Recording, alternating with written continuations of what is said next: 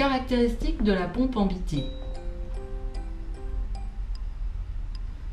La pompe est composée d'un écran, d'un bouton rectangulaire appelé bouton marche ou pause, d'un bouton rond appelé bouton bolus. La mise sous tension s'effectue en faisant tourner la base de la pompe sur ON.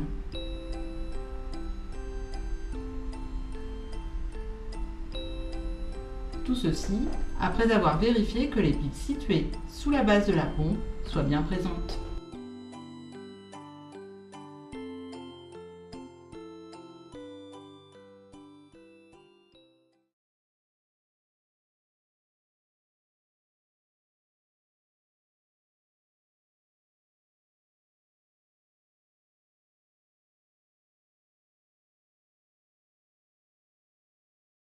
Dans un premier temps, on se frictionne les mains avec une solution hydroalcoolique. On prend le masque. On met les gants à usage unique.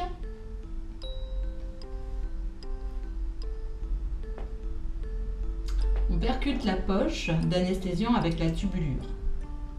On purge la poche en la comprimant.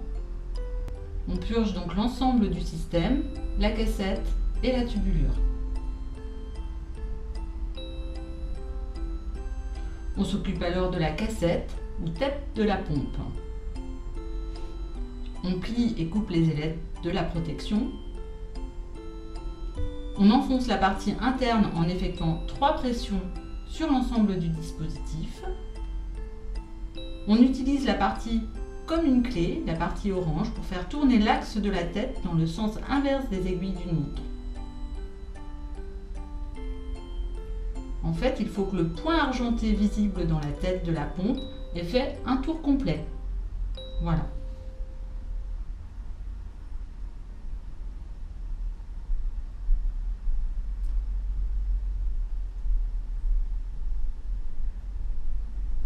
Une fois la manipulation terminée, on clipe la cassette sur la pompe à la place de la tête de protection. Il ne reste plus qu'à mettre la pompe en marche. Après avoir vérifié que les 2 piles soient bien en place dans la base de la pompe, on met la pompe sur ON. La pompe fait son autotest.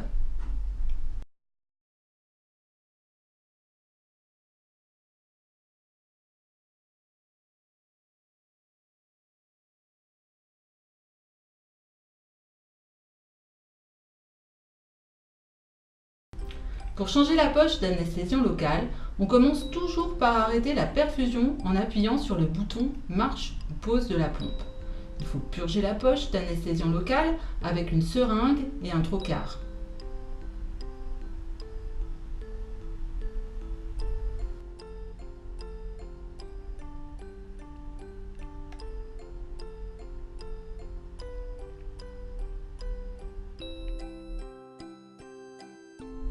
On connecte alors la nouvelle poche à la place de la vide. On utilise le set de remplissage fourni pour assurer une asepsie rigoureuse pendant la purge et la connexion de la nouvelle poche. Solution hydroalcoolique, gants stériles, antiseptiques, compresse.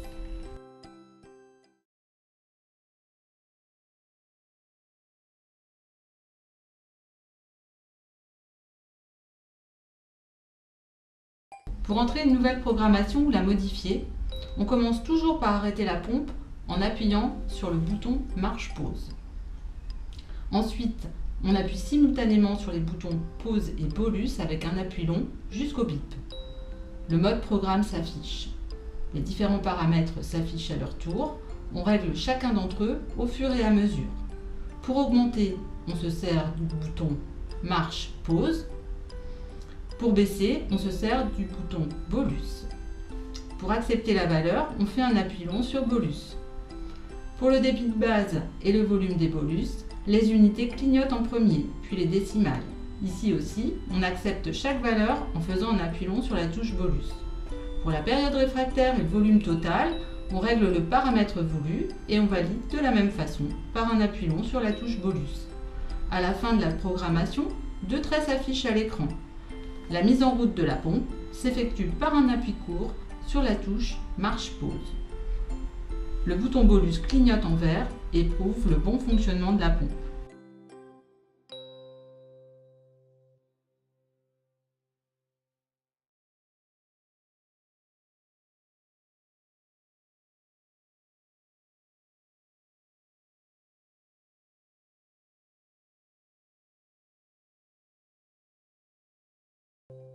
Pour vérifier la programmation, on commence toujours par arrêter la perfusion en appuyant sur le bouton marche-pause. Puis on fait un appui court sur le bouton bolus, RX s'affiche à l'écran, puis les paramètres défilent. Le débit de base en millilitres/heure, le volume de bolus en millilitres, la période réfractaire en minutes, le volume total perfusé en millilitres. Après avoir consulté la programmation, ne pas oublier de faire un appui court sur le bouton marche-pause pour remettre la pompe en route.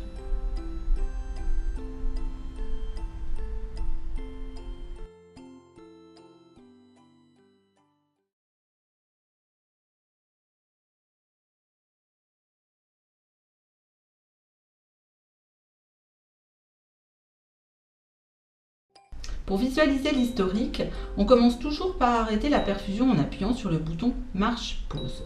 Puis, on fait un appui long sur le bouton bolus jusqu'au bip. HX s'affiche à l'écran, puis les informations défilent avec les symboles. Le volume total perfusé en millilitres, le nombre de bolus délivrés 1, le nombre de bolus demandés 1, la durée totale de perfusion en minutes. Après avoir retranscrit le relevé de l'historique dans le dossier du patient, ne pas oublier de faire un appui court sur le bouton marche-pause pour remettre la pompe en route.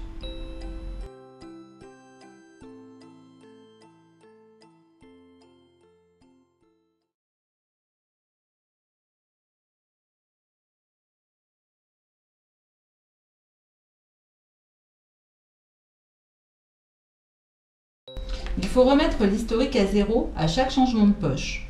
On commence toujours par arrêter la perfusion en appuyant sur le bouton marche-pause. On fait 2 appuis longs sur la touche bolus jusqu'à ce que HX0 s'affiche. On remet ensuite la pompe en route avec un appui court sur la touche marche-pause.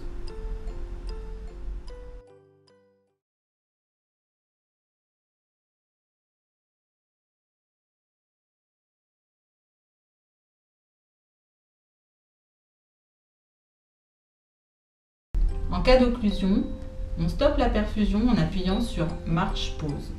On vérifie dans un premier temps que la ligne de perfusion n'est pas coudée, que le clan ne soit pas actionné. Si la ligne de perfusion semble libre, l'anesthésiste pourra vous demander de vérifier la perméabilité du cathéter. Pour cela, on désadapte le cathéter au niveau du filtre en respectant les règles d'asepsie. On injecte 2 à 3 ml de sérum Phi avec une seringue d'au moins 10 ml. Si la manœuvre est impossible, c'est certainement que le cathéter est coudé, écrasé ou mal inséré. On vérifie l'insertion du cathéter en tirant légèrement dessus. Si le cathéter est mal inséré, on ouvre la partie du cathé qui le maintient et on enfonce un peu plus. Si le cathéter est coudé, écrasé, on peut vous demander de le couper avant de l'insérer à nouveau dans son embase.